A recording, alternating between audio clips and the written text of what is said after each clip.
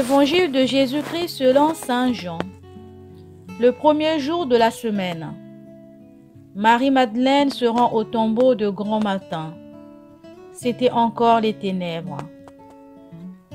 Elle s'aperçoit que la pierre a été enlevée du tombeau. Elle court donc trouver Simon-Pierre et l'autre disciple, celui que Jésus aimait. Et elle leur dit: « On a enlevé le Seigneur de son tombeau, et nous ne savons pas où on l'a déposé. » Pierre partit donc avec l'autre disciple pour se rendre au tombeau. Ils couraient tous les deux ensemble, mais l'autre disciple courut plus vite que Pierre et arriva le premier au tombeau. En se penchant, il s'aperçoit que les linges sont posés à plat. Cependant, il n'entre pas. Simon-Pierre, qui le suivait, arrive à son tour. Il entre dans le tombeau. Il aperçoit les linges posés à plat, ainsi que le suaire qui avait entouré la tête de Jésus, non pas posé par les linges, mais roulé à part à sa place. C'est alors qu'entra l'autre disciple, lui qui était arrivé le premier au tombeau. Il vit et il crut. Jusque-là, en effet, les disciples n'avaient pas compris que selon l'Écriture, il fallait que Jésus ressuscite d'entre les morts. Acclamons la parole de Dieu. Louange à toi, Seigneur Jésus.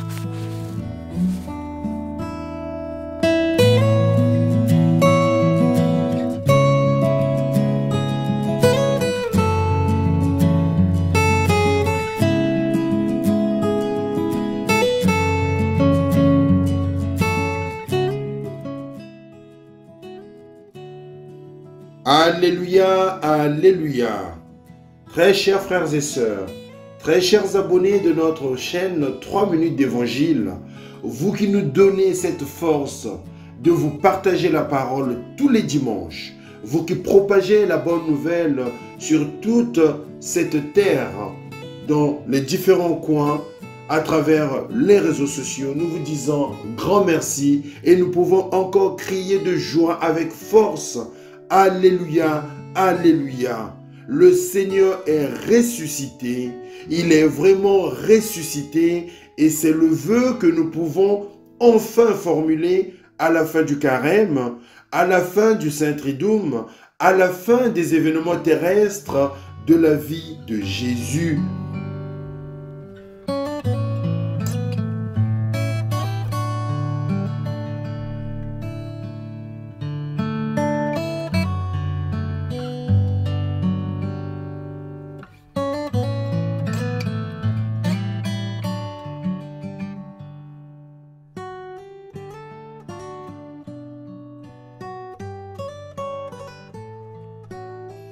Difficile à comprendre, mais il commence une nouvelle phase de l'histoire du salut, la certitude et l'espérance en même temps, l'espoir que nous pouvons nous aussi participer à une vie nouvelle.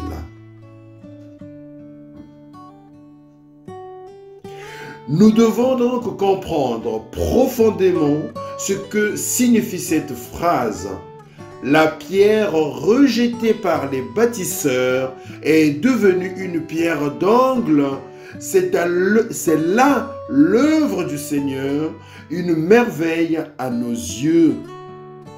Une merveille que nous pouvons nous espérer et désirer. Et ce que nous pouvons désirer maintenant, c'est le Seigneur ressuscité qui est notre Pâques. Dans les Écritures figure la promesse profonde de Dieu de nous donner une vie nouvelle, une vie qui dure pour toujours. Mais souvenons-nous des étapes qui nous ont amenés à ce nouveau salut. le cri du vendredi saint. Mon Dieu, pourquoi m'as-tu abandonné?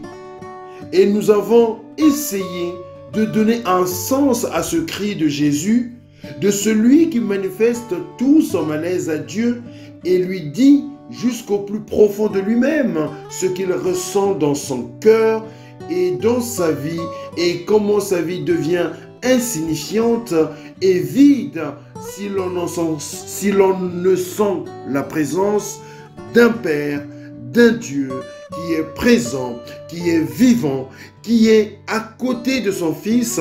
Et c'est le sens profond de ce cri qui dit toute l'humanité de Jésus et en même temps comment cette humanité nous a été donnée. Jésus a accompli la volonté du Père dans une obéissance parfaite, dans son chemin de croix au calvaire jusqu'à la mort. Mes chers frères et sœurs, même si cela impliquait la souffrance, Jésus n'a pas reculé et c'est à cause de cette obéissance que Jésus a eu la victoire. Mais ici, ce cri et cette mort reçoivent une nouvelle signification. Pour Jésus, la croix et la mort sont temporaires et le tombeau une demeure éphémère. Lorsque les apôtres voient les linges posés d'un côté, ils comprennent que quelque chose de merveilleux, d'inattendu, de formidablement et de beau les attendait et devrait être raconté, et que Dieu essuiera toutes larmes de leurs yeux. Il n'y aura plus de mort, de deuil, de pleurs, de douleurs, de cris, parce que les choses d'autrefois sont passées. Le Seigneur Jésus n'est plus au tombeau.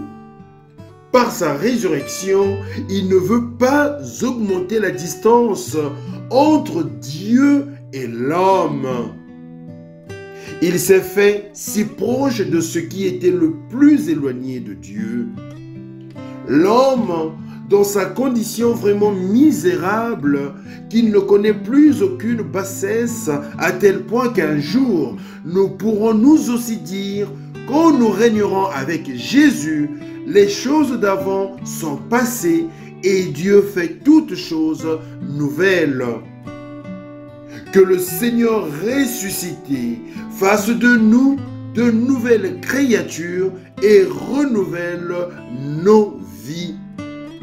À tous et à toutes, avec cette grande joie de la résurrection du Christ, nous nous souhaitons bonne fête de Pâques. Alléluia, alléluia, le Seigneur soit avec vous.